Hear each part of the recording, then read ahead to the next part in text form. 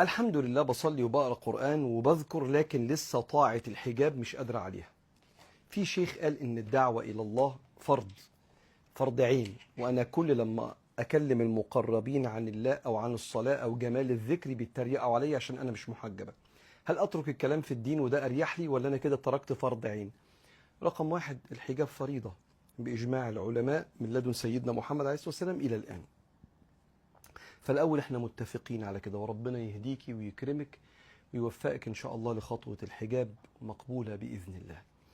لغاية ما تاخدي خطوة الحجاب خلينا نحاول نلتزم بالحشمة، بحيث ما يبقاش يعني ولا حجاب ولا في نفس الوقت يبقى عري قوي الناحية التانية. خلينا في الشيء اللي ممكن نسميه يعني محتشم كده لغاية ما ربنا توفقي لفرضية أو فرض الحجاب.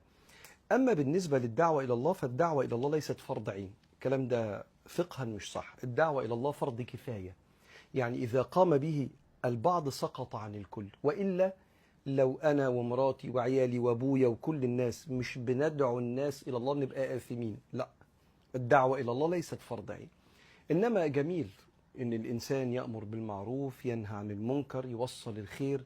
لكن في بعض الأوقات قد لا يستطيع الإنسان، أو قد لا يتعلم الإنسان، فما يبقاش عارف يدعو إزاي إلى الله سبحانه وتعالى عشان ما عندوش العلم ده.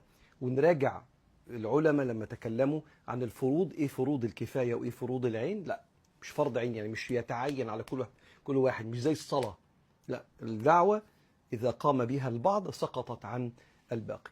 طيب، تريقة الناس عليك ده شيء طبيعي جدا.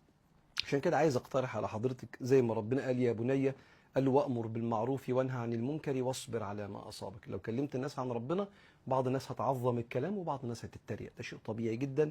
ويكفي انهم سخروا من الأنبياء قبل كده، وده جزء من ميراث الأنبياء اللي بيصيب أهل الخير وأهل الدعوة، إن بعض الناس بتتريق عليهم. فما لا، ده ما يوقفكيش، ولكن أوصيك بتعلم فقه الدعوة. من تكلمين، متى تكلمين، بما تبدأين. تكلمي مين، امتى تكلميه، وتقولي ايه. وتعلمي ده من سنة النبي عليه الصلاة والسلام. هتلاقيه امتى يتكلم، امتى يسكت، ماذا يقول، مع من يتكلم، ومتى يتكلم. كل ده من سنة النبي صلى الله عليه وسلم.